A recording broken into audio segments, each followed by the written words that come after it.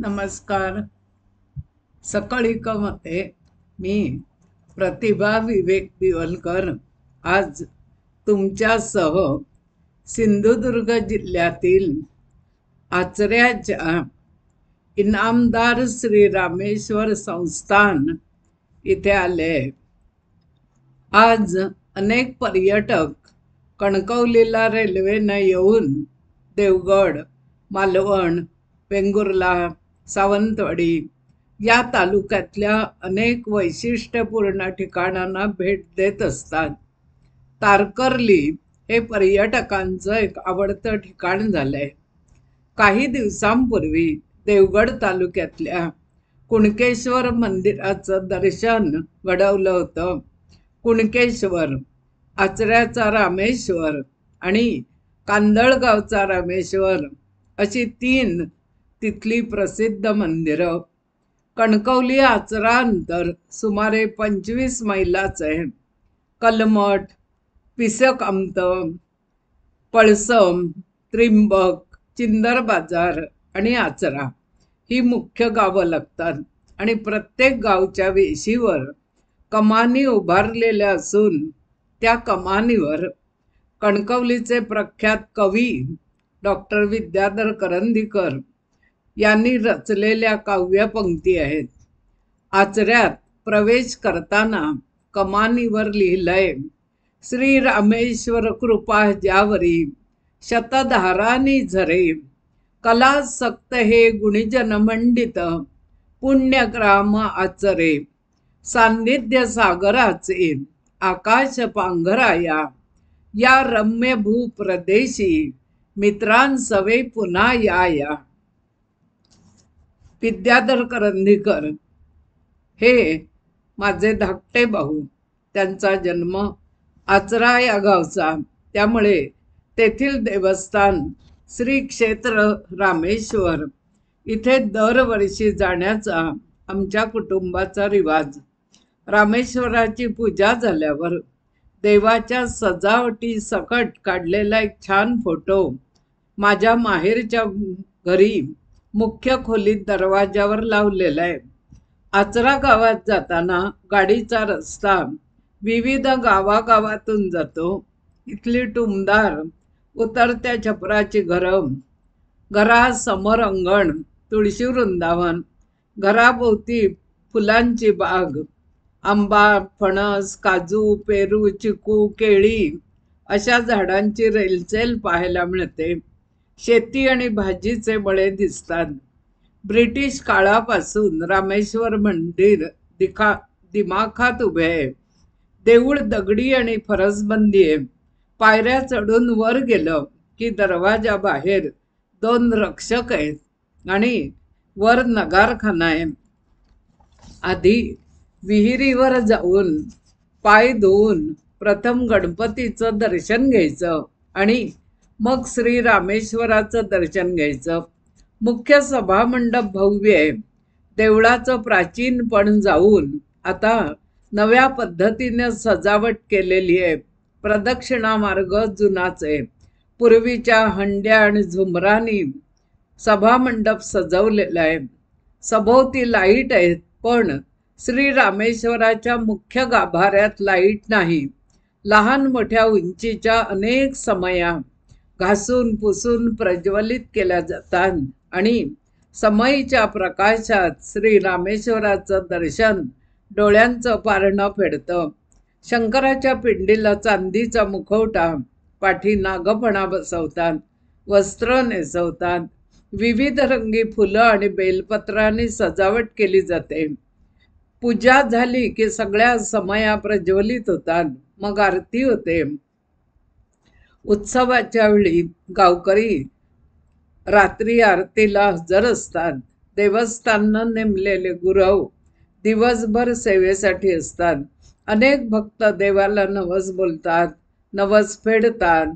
काहींच्या समस्या, प्रश्न असतात, त्यासाठी गुरव कौल लावतात. कौल म्हणजे एक प्रकारची देवाची परवानगी. उत्तर होकारार्थी आलं की भक्त ते काम करायला पुढे सरसावतात. इथले गुरुजी श्री कपिल गुरव यांची चांगली ओळख झाल्यामुळे त्यांनी देवस्थानाबाबत खूप आस्थेनं माहिती दिली. इथे रोज दर्शन घेणारे गावकरी आहेत, वर्षातून एकदा तरी दर्शन घेणारे आहेत आणि रामनवमी उत्सवात दर्शन घेण्याचा रिवाज अनेक कुटुंब पाळतात. शिवशंकर एकदा फिरत फिरत आचरा नदी किनारी आले. खरं तर ही पियाळी नदी, पण आचऱ्यापर्यंत वाहत आली की तिला आचऱ्याची नदी म्हणतात. या नदीच्या काठी वसलेल्या निसर्ग संपन्न गावामध्ये शिवशंकर विसावले. शिवशंकर गावात आल्यापासून एक अद्भुत शक्ती गावावर नियंत्रण करत असल्याचं गावात काहींच्या लक्षात आलं. शिवशंकर या निसर्ग सौंदर्यावर भुलून म्हणाले, अधुरा अचराहा अहम. आता मला इथून कुठेही जावं वाटत नाही. असं शिवशंकरांना सुद्धा वाटलं. ते गाव आचरे. इथल्या श्री रामेश्वर किंवा लिंगराज असं नाव शंकरानं धारण केलं. श्रावण सोमवारी खूप गर्दी असते. शिवरात्रीत उत्सव असतो. या मंदिराचं एक विशेष म्हणजे 42 दिवस गणेशोत्सव होतो. त्यावेळी विविध कार्यक्रम असतात. देव रामेश्वर, पण इथे राम जन्मोत्सवाचा उत्सव 9 दिवस असतो. इथल्या उत्सवात महाप्रसादाला डाळ, तांदूळ, रवा, साखर, तूप वगैरे कोण कोण देणार, कोण सेवा करणार, महापूजा कोण करणार, सांस्कृतिक कार्यक्रमात कुणाला बोलवायचं, याचं पुढील 8-10 वर्षांचं बुकिंग झालेलं असतं. राम जन्मोत्सवाचं कीर्तन करणारा पुरुष कीर्तनकार आधीच ठरवलेला असतो. राम जन्मोत्सवाचं कीर्तन स्त्री कीर्तनकार करत नाहीत. हा मंदिराचा पारंपरिक रिवाज आहे. भार्गवराव आचरेकर हे प्रख्यात गायक. तबलावादक वसंतराव आचरेकर हे आचरा गावचे. सांबारी हे इथले एक प्रख्यात व्यापारी आणि अलीकडेच IPS अधिकारी सुब्रमण्यम केळकर, चाणक्य मंडळचे विद्यार्थी, हे सुद्धा आचराच गावचे. गायन सेवेसाठी आजपर्यंत अनेक विख्यात गायक या गावात येऊन गेले. शिवभक्त का विष्णू भक्त हा वाद आचरा रामेश्वर देवस्थाननं मिटवून टाकला. शिव आणि विष्णू समान आहेत हे दाखवण्यासाठी रामेश्वर मंदिरात राम जन्मोत्सवाचा भव्य सोहळा होतो. आचरा हा 12 वाड्यांचा गाव आहे. व्यापारी वर्ग खूप आहे. बाजारपेठ मोठी आहे. देवस्थानचं वाचनालय, पुस्तक संग्रह आहे. वाचकांसाठी कार्यक्रम असतात. भक्त निवास आहे. देवस्थानचं कॅन्टीन आहे आणि पूर्व परवानगीनं भक्त निवासात राहता येतं. रुद्र अभिषेक केला जातो. इच्छा बोलल्या जातात, गाराणी घालतात. या मंदिरामध्ये डाळप स्वारी हा उत्सव असतो. यावेळी देव, पालख्या, निशाणं, मानकरी गाव भेटीला निघतात. 12 वाड्यातून देवाची पालखी फिरते. पालखी येणार त्यावेळी नोकरीनिमित्त परगावी असलेले लोक सुद्धा गावात येतात. प्रथम तोफ वाजते, नगारा झडतो, तुतारी फुंकली जाते आणि ताशा वाजू लागतो.